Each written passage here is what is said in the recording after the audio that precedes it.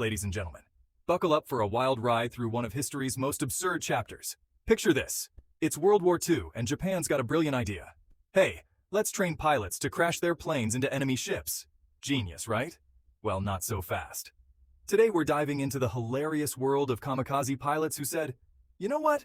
I think I'll pass on the whole dying thing. We're talking about pilots who got all the way up there, looked down at their target and went, nope. Not today, Satan. It's like showing up to a buffet, plate in hand, and deciding you're suddenly on a diet. These were the creme de la creme, the Top Guns, well, you get the idea. They were supposed to be the most dedicated, the most patriotic, the most willing to go splat for their country. And yet when push came to shove, some of them decided that living was actually pretty neat. All right, let's set the stage for our comedy of errors. Kamikaze pilots, for those of you who slept through history class, were Japanese aviators during World War II. Their mission?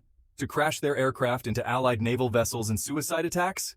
Yeah, you heard that right. It's like the world's worst job description, wanted pilots. Must be willing to die. Benefits include, well, nothing because you'll be dead. The term kamikaze means divine wind in Japanese, which is a bit of an oversell if you ask me.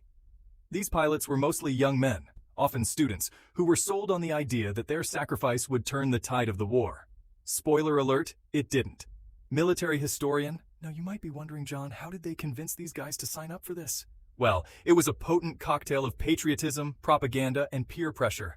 Japanese historian, the kamikaze strategy was born out of desperation as Japan was losing the war. The idea was that one pilot could take out an entire ship, which, to be fair, sometimes worked.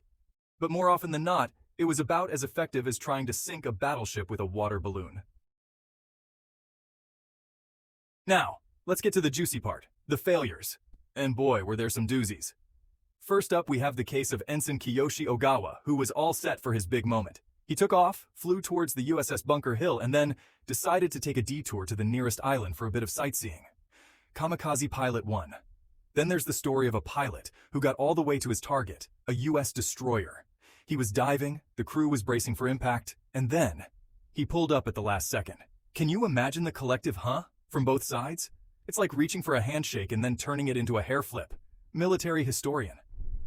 But my personal favorite is the tale of a kamikaze squadron that got lost on the way to their target. Yes, you heard that right. Lost. These guys were supposed to be Japan's ultimate weapon, and they couldn't even read a map. And let's not forget the pilots who simply turned back because of bad weather. I mean, I get it. Nobody likes flying in the rain. But when your job description literally includes crash into a ship, you'd think a little drizzle wouldn't be a deal breaker. It's like a firefighter saying, sorry, can't put out that inferno. My hair will get frizzy. I bet the Allied ships were sitting there like, guys, we're over here. Hello?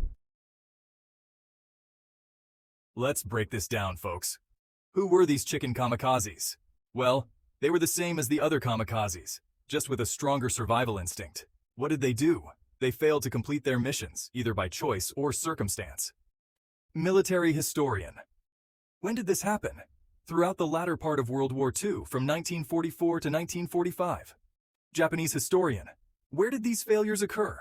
All over the Pacific Theater, but particularly around Okinawa and the Philippines. Why did they fail? Oh boy, where do we start? Cold feet, mechanical issues, getting lost, and sometimes just good old-fashioned fear. It turns out, not everyone is thrilled about the whole die for your country thing. Shocking, I know. Military historian, how did they manage to avoid their fate? Well, that's where it gets interesting. Some simply turned back, claiming engine troubles. It's the 1-2 equivalent of my dog ate my homework. Others intentionally missed their targets, proving that some people can't hit the broadside of a barn even when they're aiming for it. Japanese historian, and a few even defected, landing on Allied airfields and basically saying, hey guys, mind if I crash here? And by crash, I mean land safely and surrender. Now, here's a fun fact for you. The success rate of kamikaze attacks was estimated to be around 19%. That means 81% of the time these suicide missions failed. Not great odds, folks. Not great odds at all. Section 5, Diving Deep.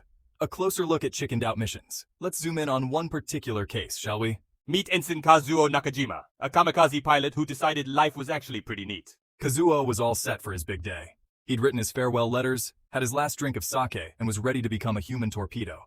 But as he approached the USS Essex, something strange happened. He started thinking. Kazuo looked down at the ship, then at his plane, then back at the ship. And in that moment, he had an epiphany. You know what? He thought, I bet if I just fly really close to this ship, it'll scare them just as much as if I hit it. And so, in a move that can only be described as epic trolling, Kazuo buzzed the USS Essex, gave the sailors a good fright, and then flew off into the sunset.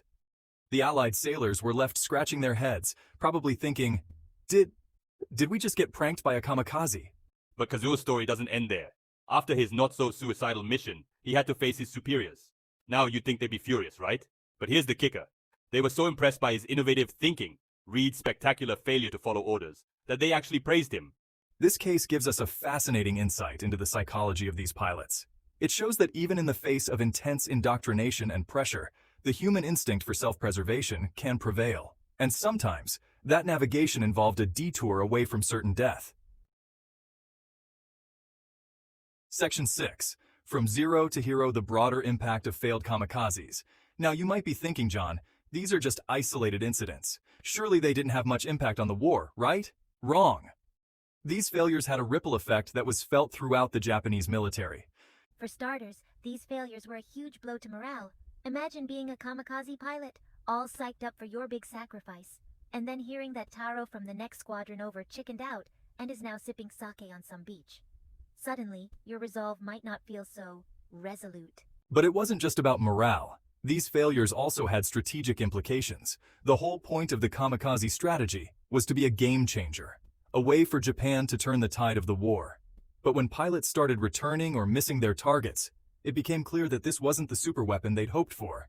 Moreover, these failures exposed cracks in the Japanese military's ideology. The idea of unwavering loyalty and willingness to die for the emperor started to look a bit shaky. It's like when you realize your favorite superhero is just a guy in spandex. The illusion of invincibility was shattered, and with it a key pillar of Japanese military doctrine. Who knew that not wanting to die could be so revolutionary? Section 7. LOL moments when kamikaze missions went hilariously wrong. Alright folks, buckle up for some of the most facepalm-worthy moments in military history. First up, we have the case of the kamikaze pilot who got so nervous, he forgot to arm his explosives. That's right, he went through all the trouble of diving at a ship only to bounce off like a rubber duck. Then there's the story of a pilot who, in his nervousness, dropped his bomb early. He basically turned his own airfield into his target. But my personal favorite is the tale of the kamikaze pilot who got distracted by a pretty cloud formation. By the time he remembered his mission, he was out of fuel and had to land on a random island. Section 8. The Aftermath. What happened to the chickens who flew the coop? So, what became of these reluctant heroes, these masters of the strategic U-turn? Their fates were as varied as the excuses they gave for not completing their missions. Some were praised for their resourcefulness. Take pilot Yutaka Kanbei. After failing to crash into his target, he returned to base expecting punishment. Instead, his superiors made him a flight instructor. But not all were so lucky. Some pilots faced severe punishment. They were seen as cowards, traitors to the emperor. Imagine going from die for your country to die of embarrassment in one failed swoop. Section 9. Lessons learned: what these failures taught us. Now you might be thinking, John, this is all very entertaining, but surely there's a lesson in here somewhere? And you'd be right. These kamikaze cop-outs actually taught us a lot about human nature, military strategy, and the power of self-preservation. First and foremost, these failures showed us that no amount of indoctrination can completely override our basic instinct to survive. These pilots, despite years of propaganda and training, still chose life when faced with certain death. Secondly, it exposed the flaws in relying on suicide tactics as a military strategy. Turns out, when your weapon has a mind of its own, it's not always going to do what you want. It's like trying to use a cat as a guard dog. Sure, it might work sometimes, but more often than not, it's going to wander off to take a nap.